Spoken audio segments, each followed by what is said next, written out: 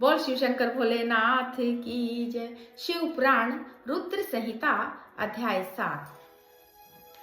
भगवान विष्णु की नाभि से कमल का प्रादुर्भाव, स्वेच्छावश ब्रह्मा जी का उससे प्रकट होना, कमल नाल के उद्गम का पता लगाने में असमर्थ ब्रह्मा जी का तप करना, श्री हरि का उन्हें दर्शन देना, विवादग्रस्त ब्रह्मा विष्णु के बीच में अग्नि स्तंभ का प्रकट होना तथा उसके भीतर और छोर का पता न पाकर उन दोनों का उसे प्रणाम करना।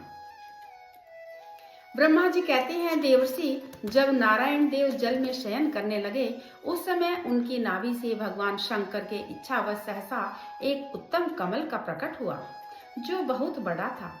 उसमें असंख्य नाल दंड थे।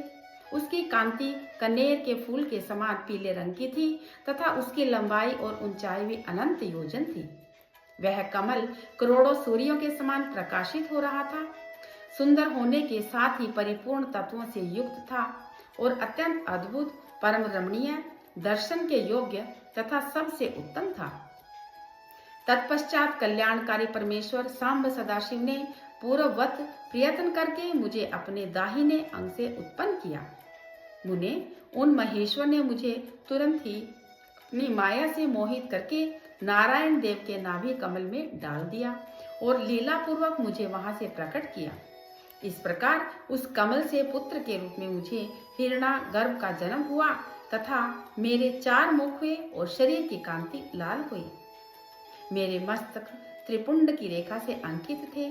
तात भगवान शिव की माया से मोहित होने के कारण मेरी ज्ञान शक्ति इतनी दुर्बल हो रही थी कि मैंने उस कमल के सिवा दूसरे किसी को अपने शरीर का जनक या पिता नहीं जाना। मैं कौन हूँ, कहाँ से आया हूँ, मेरा कार्य क्या है और मैं किसका पुत्र होकर उत्पन्न हुआ हूँ और किसने इस समय मेरा निर्माण किया है। इस प्रकार संशय पड़े हुए मेरे मन में यह विचार उत्पन्न हुआ, मैं किस लिए मोह में पड़ा हुआ हूँ। जिसने मुझे उत्पन्न किया है उसका पता लगाना तो बहुत ही सरल है। इस कमल पुष्प को जो पत्र युक्त नाल है उसका उद्गम स्थान उस जल में भीतर नीचे की ओर है। जिसने मुझे उत्पन्न किया है वह पुरुष भी वही होगा, इसमें संशय नहीं है। ऐसा निश्चय करके मैंने अपने ही कमल से नीचे उतरा। मुने, मैं उस कमल की एक नाल में गया और सैकड़ों वर्षों तक वहां भ्रमण करता रहा, किंतु कहीं भी उस कमल के उद्गम का उत्तम स्थान मुझे नहीं मिला। तब पुनः संशय में पड़कर मैं उस कमल पुष्प पर जाने की उत्सुक हुआ और नाल के मार्ग से उस कमल पर चढ़ने लगा। इस तरह बहुत ऊपर जाने पर भी उस कमल के कोश को न पा सका। उस दशा में और मैं मोहित हो उठा। मुने, उस समय भगवान शिव की इच्छा से परम मंगलमयी उत्तम आकाशवाणी प्रकट हुई, जो मेरे मोह का विध्वंस करने वाली थी। उस वाणी ने कहा, तपस्या करो। उस आकाशवाणी को सुनकर मैंने अपने जन्मदाता पिता का दर्शन करने के लिए उस समय पुनः प्रयत्न पूर्वक 12 वर्षों तक घोर तपस्या की। तब मुझ पर अनुग्रह करने के लिए ही 4 भुजाओं और सुंदर नेत्रों सुशोभित भगवान विष्णु वहां सहसा प्रकट हो गए। उन परम पुरुष ने अपने हाथों में शंख चक्र गदा पद्म धारण कर रखे थे। उनके सारे अंग सजल जलधर से समान श्याम कांति से सुशोभित थे। उस परम पुरुष ने सुंदर पीतांबर पहन रखा था। उनके मस्तक आदि अंगों से मुकुट आदि महामूल्यवान आभूषण शोभा पाते थे। उनका मुखारविंद प्रसन्नता से खिला हुआ था। मैं उनकी छवि पर मोहित हो रहा था। वे मुझे करोड़ों कामदेवों के समान मनोहर दिखाई दिए।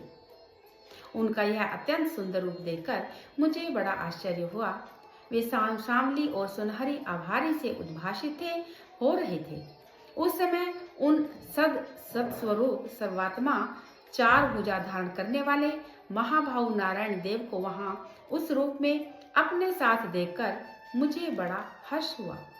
तदनंतर उन नारायण देव के साथ मेरी बातचीत आरंभ हुई। भगवान शिव की लीला से वहां हम दोनों में कुछ विवाद छिड़ गया। इसी समय हम लोगों के बीच में एक महान अग्निस्तंभ यानी ज्योतिर्मय लिंग प्रकट हुआ। मैंने और श्री विष्णु ने क्रमशः ऊपर और नीचे जाकर उनके आदि और अंत का पता लगाने के लिए बड़ा प्रयत्न किया, परंतु हमें कहीं भी उसका और छोर नहीं मिला। मैं थक कर ऊपर से नीचे लौट आया और भगवान विष्णु भी इसी तरह नीचे से ऊपर आकर मुझसे मिल गए। हम दोनों शिव की माया से मोहित थे।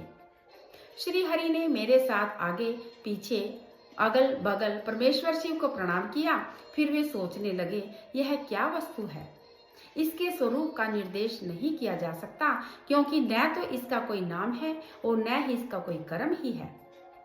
लिंग रहित तत्व ही यहाँ लिंग भाव के प्राप्त हो गया है।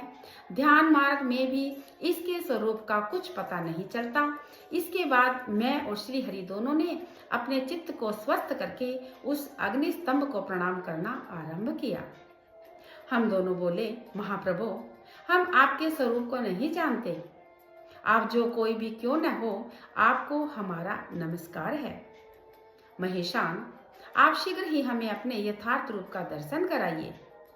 मुनि श्रेष्ठ इस प्रकार अहंकार से आविष्ट हुए। हम दोनों ही वहां नमस्कार करने लगे।